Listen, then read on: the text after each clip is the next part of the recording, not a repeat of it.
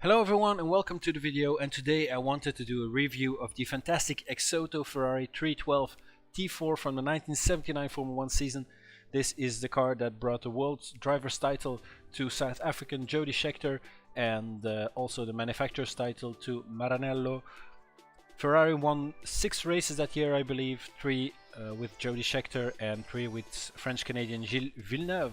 Jody Scheckter was drafted in from the Walter Wolf racing team to lead the Maranello squad to the title, and they did so successfully. The car was evolution of the 312 series, which started back in 1974, I believe, and was designed by Mauro Forghieri, and this one was the first to be designed to work with a ground effect, even though the flat 12 engine design meant it had to be a bit of a compromise aerodynamically, but it obviously worked because they cruised to both the drivers and manufacturers world titles. As usual, I have a half-scale helmet to accompany the model, and it is released and manufactured by Bell. It's also a Bell helmet that Jody used back in '79, and it has been signed on the visor. As you can see, it was commissioned last year by Diecast Race Models, and it comes with a certificate and everything, and I upgraded it with the typical long necker of Jody Scheckter with the sponsorship on it, and the life support tube. I still have to paint the metallic part of it, but a very nice and iconic helmet design. So the model is a 118 diecast by Exoto, and if you don't know Exoto, they're known for their very detailed model cars, and this one is no exception. This very car is model car is the Belgian Grand Prix winning version. There are 2 different Jody Scheckter versions, a driverless one and then this one, and from his teammate French-Canadian Gilles Villeneuve, they made a driverless version and 2 driver versions with a driver figurine in it, let's say, and I did have the Villeneuve one with the umbrella, but I switched it for the Jody Scheckter version because I wanted a World Champions collection, and as you can see on the bottom, it's from 1998, so it's more than 20 years old. And what makes it special is, as I said, Exoto is known for their very detailed model cars, and back in the day most models weren't as detailed as this one. So the wheels, they turn and they rotate. Not that it's that important, but sometimes it's good to be able to rotate them a bit, especially when they're sitting in a display for a long time. So the external details are really exquisite, especially for a model from, well, back then. As I said, they didn't pay attention too much to those kind of details that Exoto did, like all the bolts and rivets you can see in the bodywork. Yeah, it's really very detailed. You have these beautiful molded gills as well in the top of the side pods, and yeah, it's just an amazing looking model. The external details are very nice, and it even opens up so you can enjoy even more detail on the insides. But as you can see, the external details, especially around the back with the engine, gearbox and suspension, it looks really good. The rear wing details are very nice as well, with the little bolts in it. And the whole back of the car, as I said, very detailed, and it's something you'll see as well in the rest of the engine bay, which is now covered up.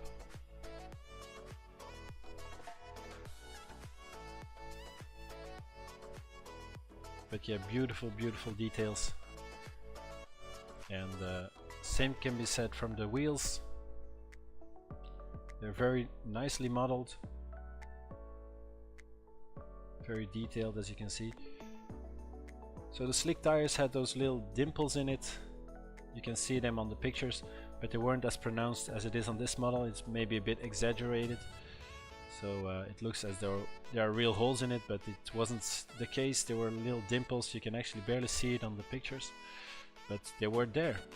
Then the sidewalls of the tires are very beautiful, with all these lines and lettering on it, and the Michelin branding on it, and inside the rim you also have that little tire valve. That's very nicely modeled. It's very refined, and you have the same thing on the rear wheels, which are very different. As you can see, it's a totally enclosed rim, but you have that little tire valve as well in it, and all the rest of the detail is really really beautifully done. And the same with the dimples again.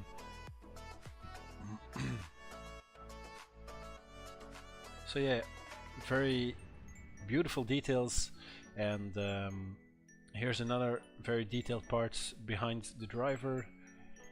At the roll hoop you have that little electrical cutoff valve, cutoff pull ring. That's very detailed. And then the I think it's an oxygen tank or something, and then all these tubes, and the tube that goes into the helmet as well, which is very nicely done, of course. And the driver figurine is also very nicely done, I think. Very nicely modeled, and it's actually in a pose, as you can see. It's as if he's turning to the right. And let's take the body panel off, which is also in diecast metal. It's pretty heavy and it's very qualitative.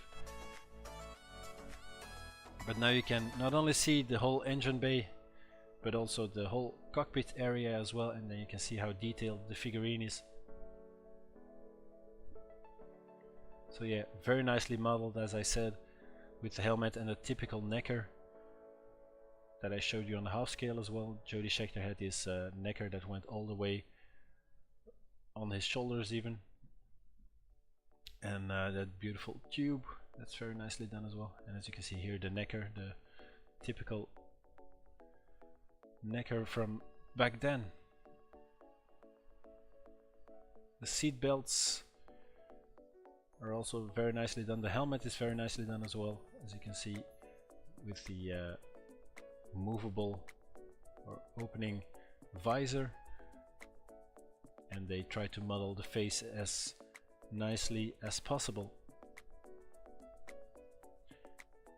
So yeah, the seat belts again, very nicely done. They're fabric seat belts with photo etched buckles, photo etched parts, which looks very nice. You even have the stitching in it, which is of course very detailed. The steering wheel is nicely done, and the dashboard, and you can even see all these tubing and wires coming out of the dashboard. It's very nicely modeled. The gear stick lever is also there and very nicely done. You can even see the gear stick thing going towards the engine, or going towards the gearbox actually. And then this thing at the front is very nice as well, with the Ferrari logo on it, beautifully replicated. Then you can even see the feet of the driver and the pedals in the pedal box, which is all the way up in the nose cone, in between the front suspension, which nowadays is crazy to think of that. But it's very nicely modeled, and yeah, you can even see the steering column in between the driver's feet. It's yeah, safety wise it wouldn't happen these days anymore, of course. Suspension is very nicely done with the springs in it. You can really see them, and you can actually see the steering arm moving around underneath the feet of the driver. Then these radiators are very nicely modeled. They're asymmetrical, they're not the same on both sides. And then the fuel tank, I believe this is, with all the bolts in it, or all the rivets in it. And then that tubing that I mentioned earlier. And then here's the flat 12 engine, as you can see, a flat engine as the name says. And yeah, very nicely modeled with the mesh on the trumpets of the, what is it, cylinders. And yeah, all the electrical details, all the cables and everything. And then the battery and the alternator and everything is very very detailed. But yet again, I'm not a mechanic, so I don't know the correct terms and the correct names of all the parts. You have the beautiful brake scoops, the brake caliper, well, not the calipers are here, the inboard calipers, as you can see. And the discs, they actually rotate when you rotate the wheels as well. There you have the brake calipers that are visible there. And yeah, the detail at the back is just amazing. The whole engine is actually very, very nicely done.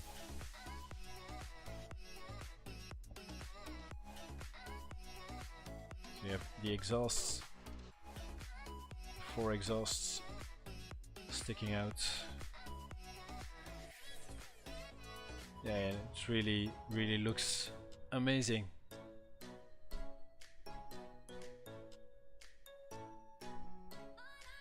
So yeah, very, very detailed model car, which actually looks amazingly good, I think. There are some remarks, let's say, like this Tyre or Tyra decal that wasn't supposed to be on the model, as it is from the Belgian Grand Prix, and it didn't have that decal there. Also, the skirts were different, even though these ones are more beautifully modeled.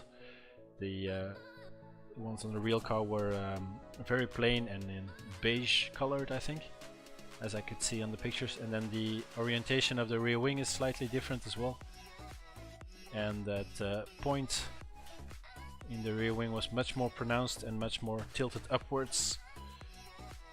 But yeah, it still looks good. The model is very nicely done, but it's not 100% correct to the Belgian Grand Prix spec. But anyways, it's a fantastic looking model, and I hope you enjoyed looking at it as much as I enjoy having it. So yeah, thanks for watching, and I hope to see you soon for our next review.